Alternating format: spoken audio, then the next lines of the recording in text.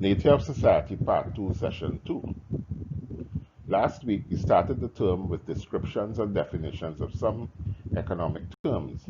These terms were land, labor, capital, wealth, rent, wages, and interest. Land, we said, was all the natural resources and includes not merely the minerals which lie in the earth, but the wild beasts and birds which lie upon it, all the natural resources exterior to man himself. We further defined land as all the natural resources which the man controls by reason of his ownership of part of the earth's surface, or by reason of the rights which he possesses over land occupied by others. Of labor, we defined as all human effort. It includes both physical and mental effort. Of wealth, we defined as human effort. Of wealth, we said that this was the great family of human products. Of capital, we said that this was wealth that was used to produce more wealth. We said that human desire was the driving force that brought land, labor, and capital together. We further defined rent as that share of value which a man is able to obtain through his control of land. Wages was defined as that share of value which a man is able to obtain through his control of his labor, and interest was defined as that share of value which a man is able to command through his control of wealth. During the course of the past week, did we see how all these on display in the community? What did we see?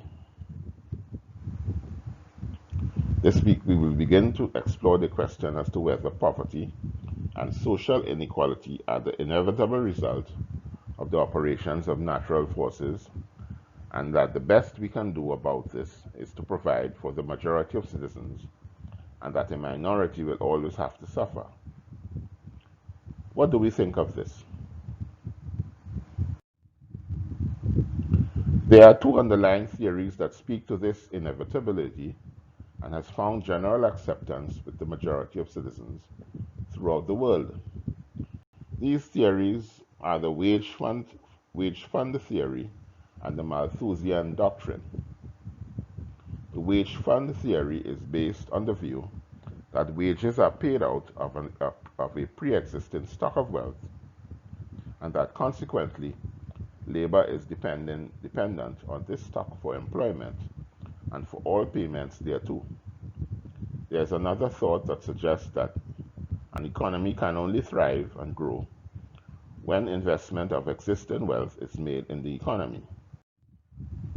In other words, there must be a pre-existing stock of wealth from which drawings could be made for the economy to produce. There is the other thought which says that it is the ownership of capital by the few that is the problem, and that all the state has to do is to have control of the production process for a more equitable distribution of wealth in the community.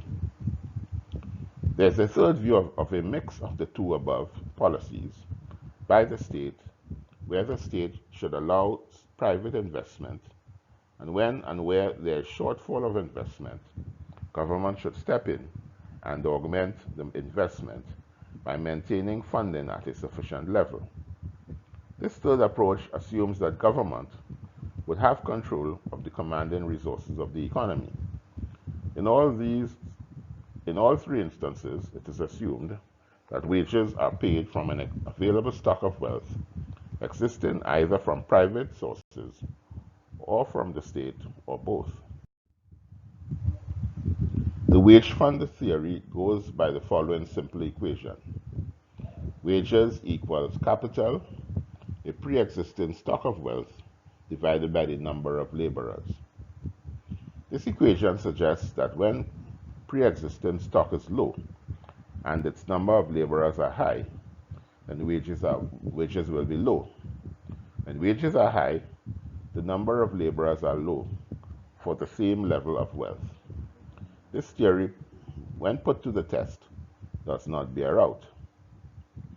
When America was in colonial times, the pre-existing stock of wealth was much lower than in Europe or Great Britain at the time. Yet wages were comparably much higher per capita, although the population was growing astronomically at the time.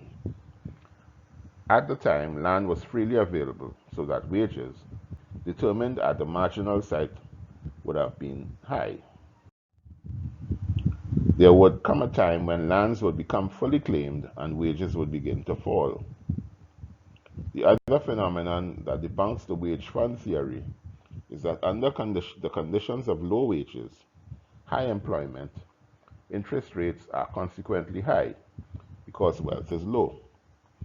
In conditions where wealth is high and the number of laborers is low, wages are high and interest rates are low.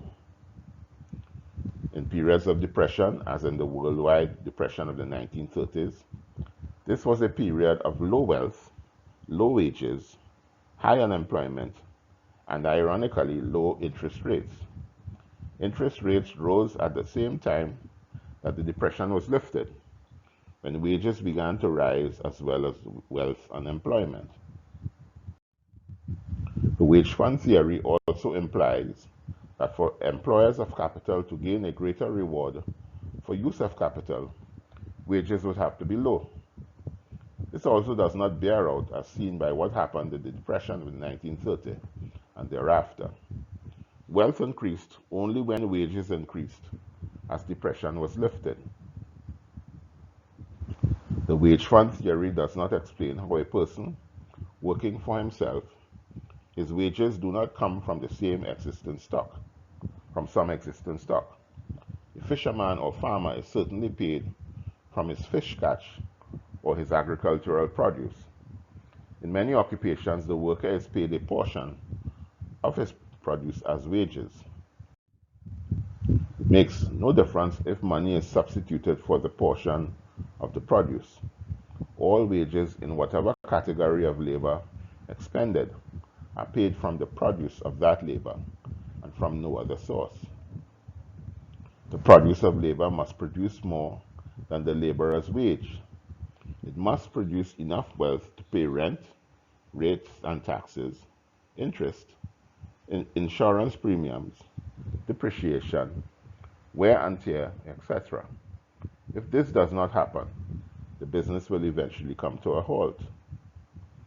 All this is in contradiction to the premise that there must be a pre-existing stock from which wages are paid.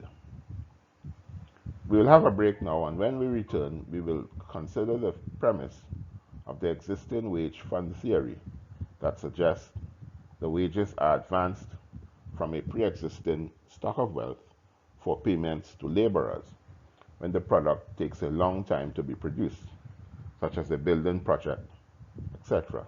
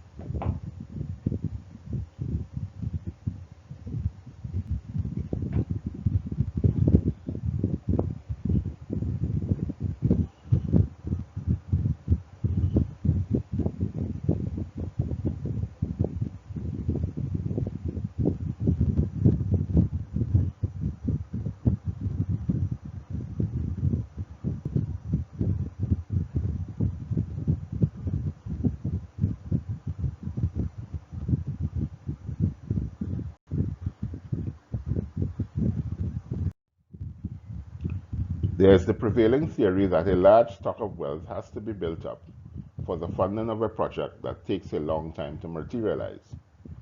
This, they say, is necessary to clothe and feed the laborers, to produce the material and procure the equipment necessary for the project.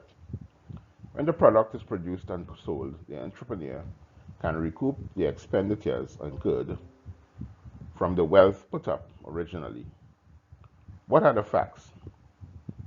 The facts are that men are fed and clothed during the course of the project by food that are harvested a few days before by farmers and butchers.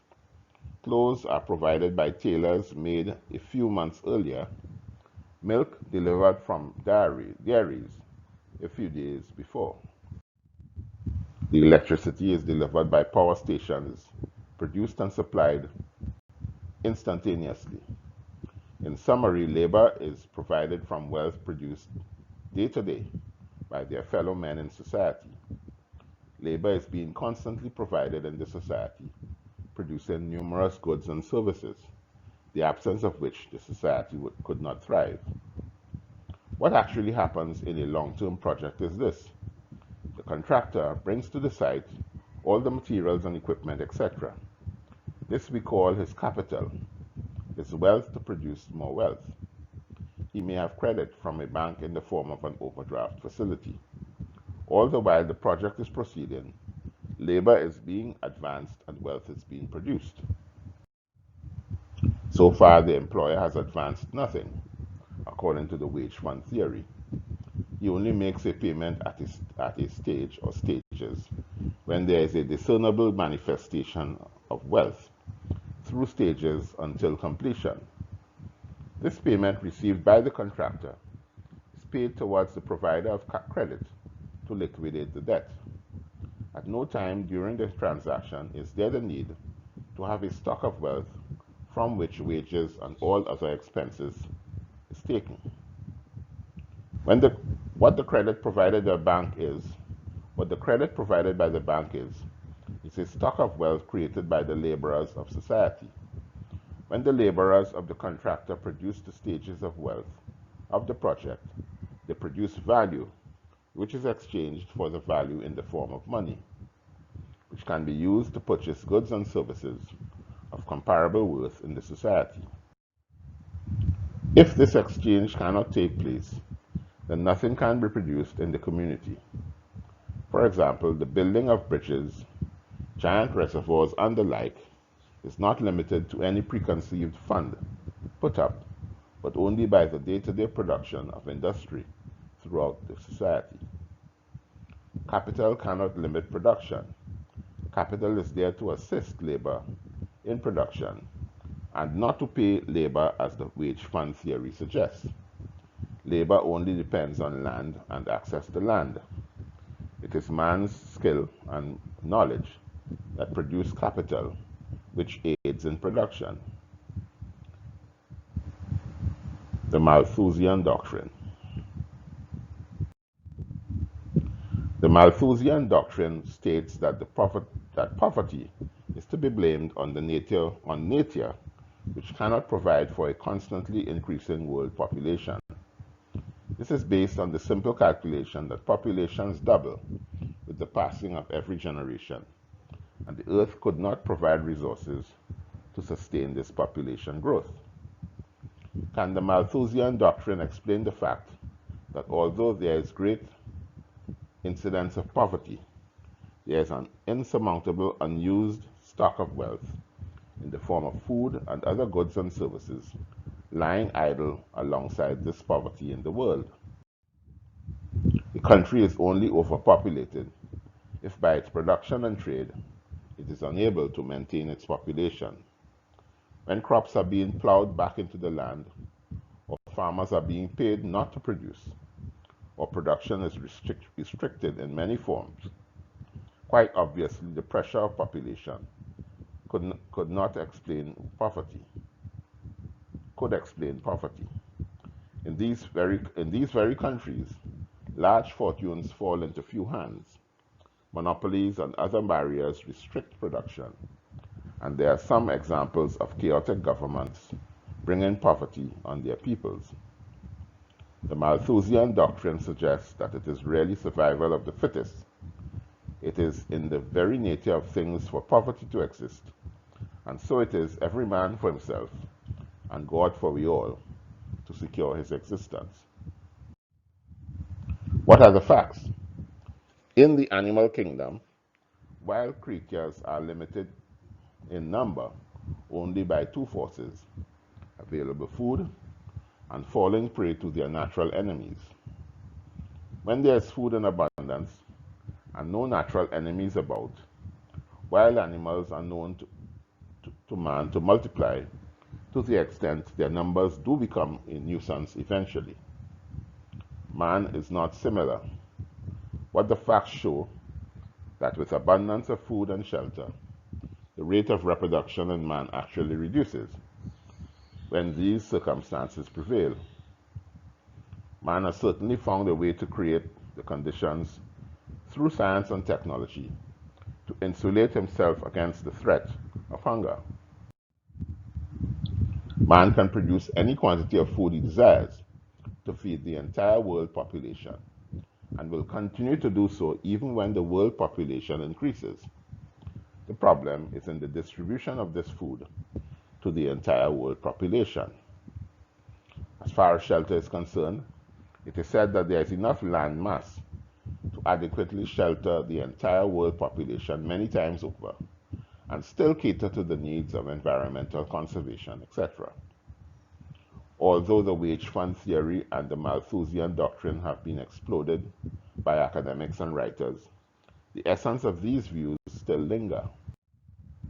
Another view is the belief that investment is necessary, and the amount of investment determines the limits of employment possible.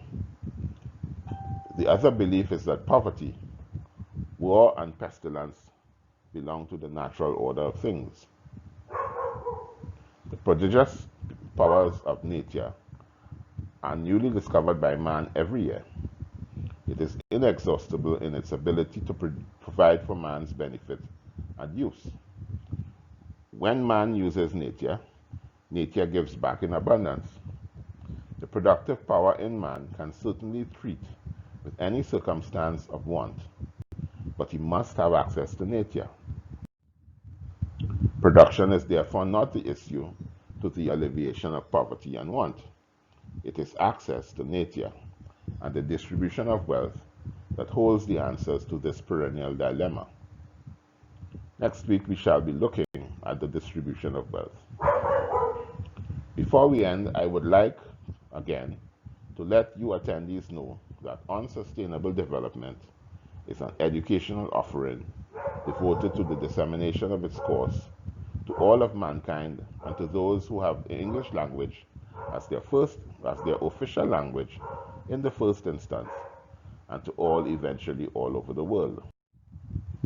To make this possible, and because we do not charge a fee for this dissemination, we rely wholeheartedly on monetary donations to meet the cost of achieving these goals. If you have found these sessions useful thus far and would like others to have access to them, we would gratefully accept your donations should you be inclined to offer them. You can send donations to our PayPal account at the email address notebroker2001@yahoo.com. Thank you for your kind gesture. As indicated before, you can communicate with us by going to our Facebook page on Sustainable Development or our YouTube channel, Balancing the Economy. We will respond to all your comments or questions. You can also subscribe to our YouTube channel and press the alert button to get notices that our latest session has been posted. All sessions are archived in the video library, video section of our Facebook page. Please share with your family, friends, and acquaintances.